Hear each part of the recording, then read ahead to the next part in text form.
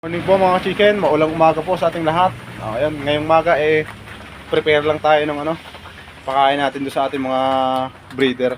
So ayan nga pala yung aking pini-prepare itong Madre de Agua.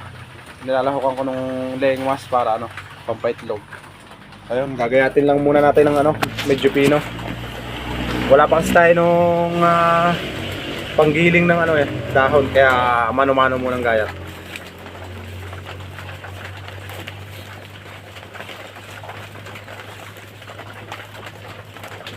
Para ka lang magugulay.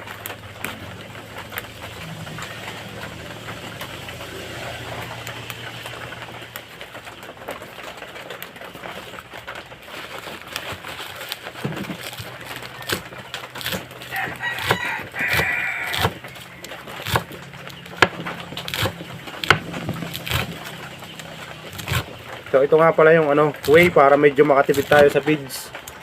So masustansya din naman daw itong itong dahon ng Madre de Agua. Talagang pinapakain sila sa mga hayop.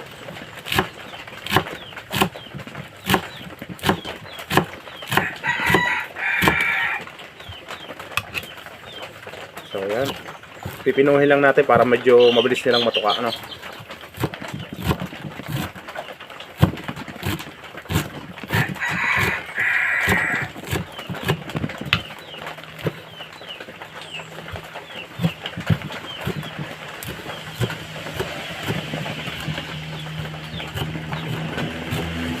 Yun, medyo pino na.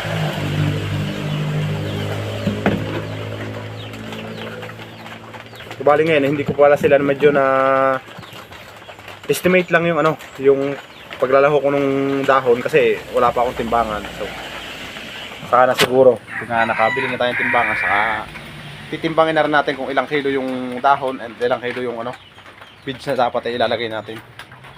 So ayun.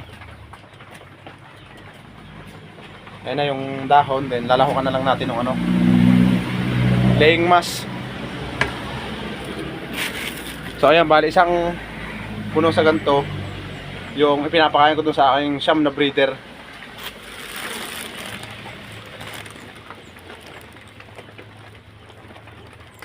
So ayan, isang puno. And then hinalahukan ko rin siya ng hugmas. Ito naman yung pampadagdag busog nila para siguradong sila ay mabubusog, kasi pagka hindi sila nabusog talagang manghihingit na pagkain sila nagwawala sila doon sa kanilang kulungan, nag-aalpas sila doon.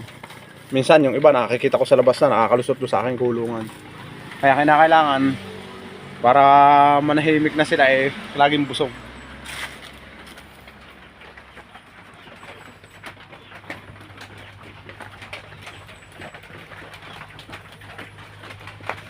Ayan, haluin lang natin ng tubig. Ayan, saglit lang. Hindi natin kaya ng isang kamay. Ayan, nilagyan ko lang siya ng tubig.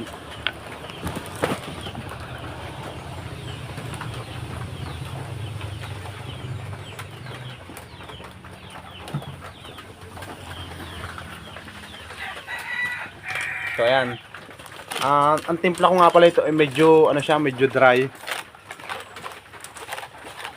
para makakonsume din sila ng egg 1000 na ating ginagamit din sa tulong din sa pampaitlog sa kanila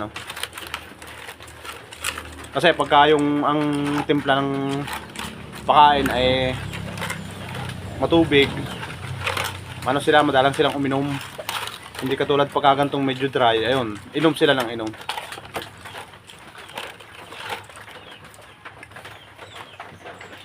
Ayun, papakainin na muna natin. And then tatakalan ko muna yung aking mga sisiw pala.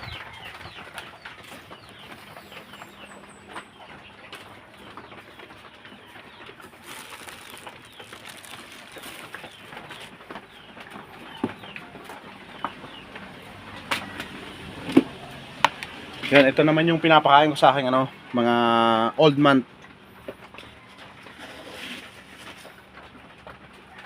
Ayan, bali sila ay mag 3 months na, kaya unti-unti kong ina-upgrade yung pakain nila. Yan, nilalahukan ko na nung Makikita nyo yung may malaking pellets na Integra 3000. Bali ito ay Integra 2000 na minimix ko ng durog na mais. And then ngayon uti-uti ako nag-upgrade nung Integra 3000 para masanay sila, no? Bago natin sila i-pull ng Integra 3000, sanay na sila. Kasi baka mamaya mabigla sila, hindi sila biglang tumuka. Ayan, uti-uti lang. Kada angat ng edad ng sisew, so yun, uti-uti din tayo nag-upgrade ng pakain nila. So yun, pakainin muna natin sila. Medyo maulan nga lang kaya hindi nakapasok sa trabaho.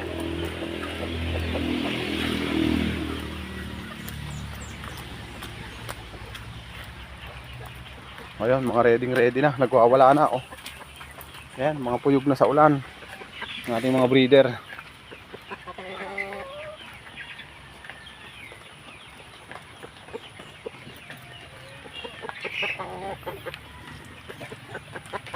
Oh, ito na. Alis. Tapa ako yung ulo mo. So ayan, talaga nagwawala na sila. Palibasa nga ay medyo late na. Sanay kasi sila na before 6 nakakakain na sila. Kasi maaga nga akong nagpapakain. Gawa nang ako'y may trabaho. So ngayon medyo tinanghali tayo at gawa nang medyo maulan. Kaya uunahin na muna natin itong mga halimaw na ano na to, manok. Parang mga ngain na yung tao sa gutom siguro.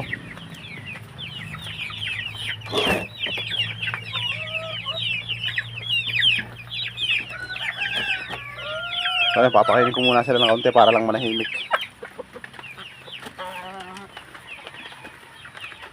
Ayun. Yan, kagulo na oh. May nanunuka pa ng kamay. Yan, ganyan lagi sila pagka yung gutom. Para mga halimaw nagwawala. So ito pa yung mga makukulit.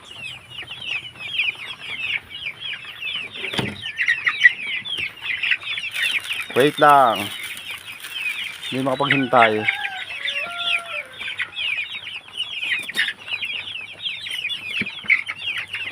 Ayun yung pakainan ko, medyo maliit. Yung isa pa kasi medyo low budget pa tayo kaya hindi tayo makapag-provide ng ano, maganda-gandang pakainan nila. So, ito muna, tiyaga-tiyaga lang sila. Tiis-tiis lang ba? Ito na. Ayan.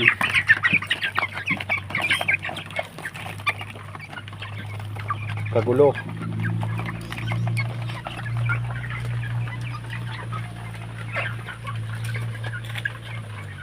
So ayun, sa ano naman, itong mga nakalipas na 2 araw, wala namang nagkakasakit sa kanila. Wala pa namang ako nakakitang medyo nananamlay. So ibig sabihin maganda yung ano, pagkakababa natin sa lupa, maganda yung ano natin sa kanila.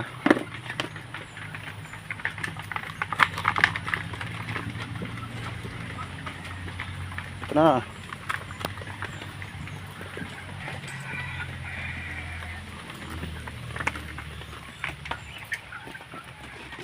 So, ganito na lang muna.